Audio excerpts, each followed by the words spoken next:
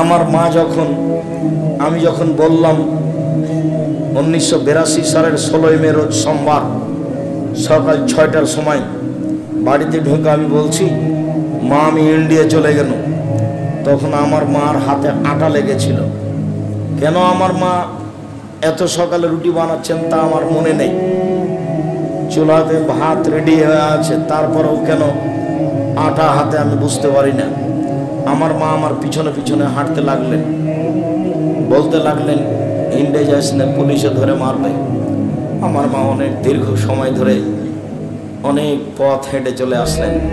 আমার মা যখন দেখলেন আমি আর ফিরবো না, তখন আমার মা ফিরে আসলেন। আমি আল্লাহকে বলি আমার মা কি করেছে সেটা আমি দেখতে চাই না। আমার মা আমাকে পড়ানোর জন্য জীবন বাজি রেখার চেষ্টা করত, তুমি তাকে মাফ করো। আমি একদিন প্রতিষ্ঠানে যাব না বলে না চলে পড়তাম, দেরি করে নদী থেকে আসছি, গ্রামের মানুষ আমরা দৌড় দিয়ে নদীতে গিয়ে নামতাম, সাঁতার দিতাম, অনেক দেরি করে এসেছি, যাব না এই জন্য। 12টা বেজে গেছে, আমার মা খাওয়ার নিয়ে রেডি হয়ে আছে, আমাকে বলছে তাড়াতাড়ি খেয়ে নে, আজকে তো তুই মাদ্রাসা যাবি। আমি বলছি যাব না, বলছে না যেতে হবে। বলছি না যাব না, যেতেই হবে। তখন আমি বলছি তাহলে ভাত খাবো না। তা আমার মা বলছে খাস না। তা আমি উঠে গেলাম, আমি উঠে নে ব্যাগটা আমার মা সাজিয়ে রেখেছে, আমি ব্যাগটা হাতে করে বের হয়ে যাচ্ছি, তো আমার মা বলছে টাকা নে। তখন আমি বলছি টাকা নেব না। আমার মা বলছে টাকা নিস না, তবু তোকে যেতে হবে। আমি খাওয়া ছাড়া টাকা ছাড়া বাড়ি থেকে বের হয়ে গেলাম। আমার মা নরম হয়নি, আমার মায়ের সাথ ছিল বড় পড়ানোর।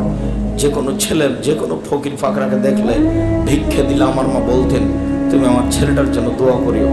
এমন কোনো ফকির আমাদের বাড়ি থেকে যায়নি যাকে আমার মা ভিক্ষে দেওয়ার পরে দোয়া করার জন্য বলেনি। সম্মানিত দিনী ভাই বোন, বাপ মাকে মূল্যায়ন করার চেষ্টা করেন। আমি যখনই বিদেশে গিয়ে বক্তব্য দিই তখন আমি বলি মানুষকে দেখো তুমি তোমার স্ত্রীর নামে অ্যাকাউন্ট খোলো না, ভুল হবে। তুমি 5 বছর বিদেশে আছো, টাকা তুমি তোমার স্ত্রীর নামে পাঠালা, যেদিন তুমি দেশে ফিরবার সময় হবে সেদিন তোমার বউ টাকা পয়সাটা নিয়ে পালিয়ে যাবে। সেদিন তুমিও কাঁদবে, তোমার মাও কাঁদবে, তোমার বাপও কাঁদবে। সেদিন 3 জন একসাথে হয়ে যাওয়া, তোমার বউ ভিন্ন হয়ে যাবে। আজকে তোমার বউ কাছে আছে আর তোমার বাপ মা তোমার দূরে আছে। যেদিন তুমি বিপদে পড়ে যাবা সেদিন দেখবা তোমরা 3 জন, তোমার বাপ আর তোমার মা আর তুমি। তার আগে পর্যন্ত তোমার বউ তোমার সাথে আছে, তোমার বউ কাছে। আমার মা বলতো 3 জানের বড়ি, নারী হলো 3 জানের বড়ি। আমার মা মাঝে মধ্যে এভাবে বলতেন, বাড়ি থেকে বের করার সময় আমার মা বলতেন 4টা কাজ করো না।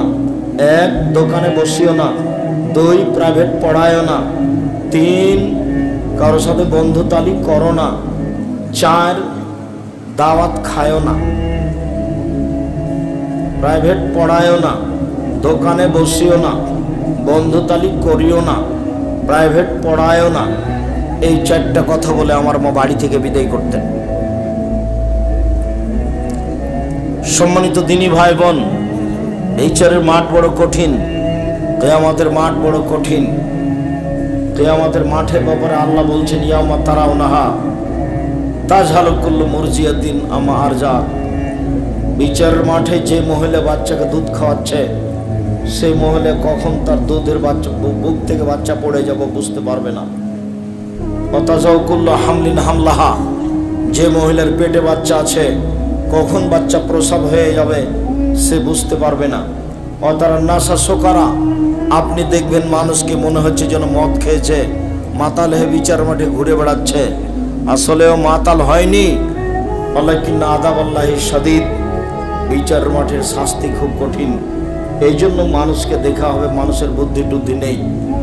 আল্লাহ রাসূল বলছেন ইউহশারুন নাসু ইয়াউমাল কিয়ামা হুফাতান ওরাতান গোরলা, বিচারের মাঠে মানুষকে একাত্রিত করা হবে, কারো খাতনা দেওয়া থাকবে না, পায়ে জুতা থাকবে না, কারো পরনে কাপড় থাকবে না, মহিলা পুরুষ সবাই উলঙ্গ থাকবে।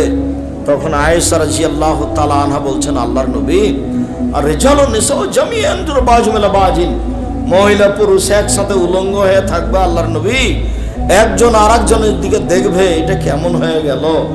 আপনি কি বললেন? বিচার মাঠে মানুষ উলঙ্গ হয়ে থাকবে, কারো পরনে কাপড় থাকবে না, একজন আরেকজনকে দেখবে। তখন আল্লাহ রসুল বলছেন, আয়েশা আলাম রাশদ বিন দালেকায়ন জরাবাজু মিলে বাজিদ, সমস্যার চেয়ে অনেক অনেক অনেক জটিল। কেউ কাউকে তাকিয়ে দেখবে এরকম কোনো বুদ্ধি কারো থাকবে না। আসলে তোমাকে বুঝাতেই পারিনি কিয়ামতের মাঠ কত কঠিন। ইয়াউমা ইয়াফিরুল মারউ মিন আখিহি ওয়া উম্মিহি ওয়া আবিহি ওয়া সাহিবাতিহি ওয়া বানিহি। কিয়ামতের মাঠ সেই দিন যেদিন মানুষ তার ছেলে থেকে, তার মেয়ে থেকে, তার স্ত্রী থেকে, আহাল পরিবার থেকে পালিয়ে যাবে। কেউ কারোর সাথে কথা বলতে চাইবে না। তার নাম কিয়ামতের মাঠ। সম্মানিত দিনী ভাই বোন, আমার চারটা কথা মনে রাখিয়েন। 1, 5 ওয়াক্ত সালাত, 2 হালাল রুজি, 3 কোরআন তেলাওয়াত। প্রত্যেক দিন একটু হলেও কোরআন পড়িয়েন।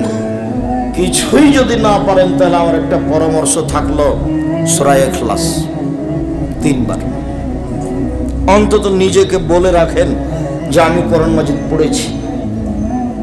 কি পড়েছ? সূরা ইখলাস 3 বার পড়েছি। হ্যাঁ পড়েছ, এইটুকু প্রমাণ করেন যে আমি পড়ি।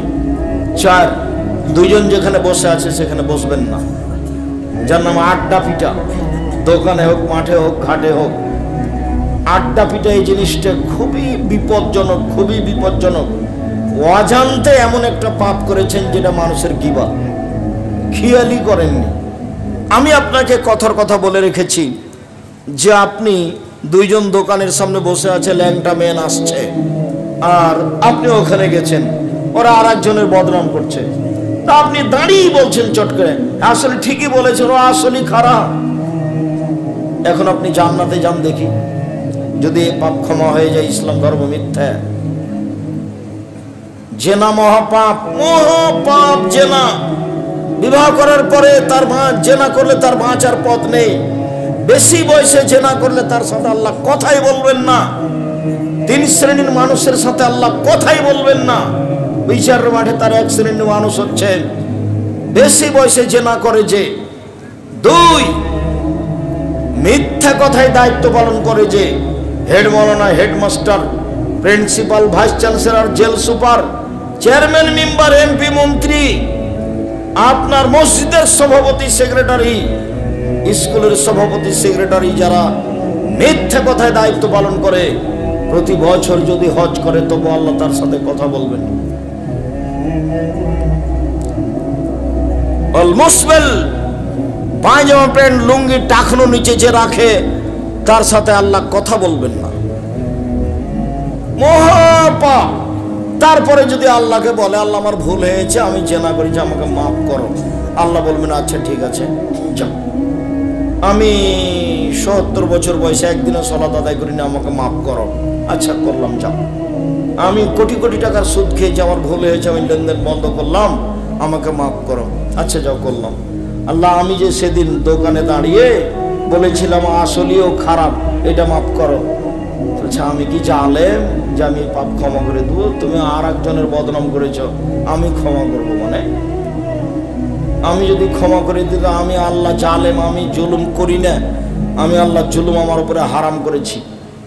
এখন যদি হজ করতে চলে যান আর যদি না আসেন কোনোদিন, মরা পর্যন্ত যদি কাবা ঘরের গিলাফ ধরে বলেন আল্লাহ আমি যে ওই লোকটার বদনাম করেছি, আমাকে মাফ করো, আল্লাহ যদি ক্ষমা করে দেন আল্লাহ হবেন জালেম। আল্লাহ বলেছেন আমি জুলুম করব না, আমি আমার উপরে জুলুম হারাম করেছি, আমি ওই পাপ ক্ষমা করব না। যার বদনাম করেছো তার হাত ধরে ক্ষমা নেও গা, ক্ষমা করলে ভালো। আর যদি ক্ষমা না নেও, বিচারের মাঠে তোমার ওই পরিমাণ নেকি তাকে দিয়ে দেবো। তোমার যদি নেকি না থাকে, ওর পাপ নিয়ে তোমার উপরে চাপিয়ে দেবো। বুঝা গেল কথা কি? তাহলে ক্ষমা এটা তোবা করে হবে না। এই বোকা ছেলেগুলো, তার জন্য আমি তোমাদেরকে বলি, দেখো এভাবে অমুকের চরিত্র ফুলের মতো পবিত্র বলে ঘুরে বেড়ায়। আমার দল সংগঠন করলেই আর একজনের কি করা লাগবে? বদনাম লাগবে, গীবত করা লাগবে। এমন কোনো বেটা দল সংগঠন করে বদনাম করে না। আমি তোমার মরা পর্যন্ত সময় দিলাম, তুমি বের করবা। তোমার কথাই বলছি, তুমি নিজেকে প্রমাণ করতে পারবে না, খুব কঠিন জিনিস। তুমি ওর সাথে গেছো মানে তোমাকে তো বদনাম করা লাগবেই। চাঁপাইনবাবগঞ্জের ভাষায় তো তোমার বাপকে বদনাম করা লাগবে। তুমি তো করবাই, তোমার বাপও করবে। যার জন্য বলেছি হালাল রুজি উপার্জন করেন, মানুষের বাড়িতে কাজ করে হোক, মানুষের বাড়িতে কাজ করে বসবাস করবো, জীবিকা নির্বাহ গৌরবে জীবিকা নির্বাহ করো। কারো অধীনে থাকতে রাজি নই, কারো পিছনে পিছনে ঘুরতে রাজি নই। 4 নম্বরটা থাকলো দোকানে বসে আড্ডা পিটবেন না। আড্ডা পিটা চিরদিনের জন্য হারাম, বসবেনই না। দোকানে এসেছেন, জি আসসালামু আলাইকুম, ভাই লবণ আছে? জি 1 কেজি দেন। এ আছে, কাঁচা মরিচ আছে? জি 100 দেন। হাতে নেবেন না মরিচ, হাতে নিলে আবার ওই মরিচটা আপনি আপনার এতে দিয়ে দিবেন, আপনার ঝুড়িতে দিয়ে দিবেন, তখন আপনি জালেম, তখন আর জান্নাত হবে না। আপনারা এই সাহেব বুঝতে পারেনি কথাটা, একটু বুঝিয়ে বলেন তো। ওটা হলো জুলুম। ওই যে গরিব মানুষ সারাদিনে 5 কেজি মরিচ বিক্রি করবে, তা আপনি যে বলছেন তোমার মরিচ কেমন দেখি, মরিচ ভালো, কি করে দিচ্ছ?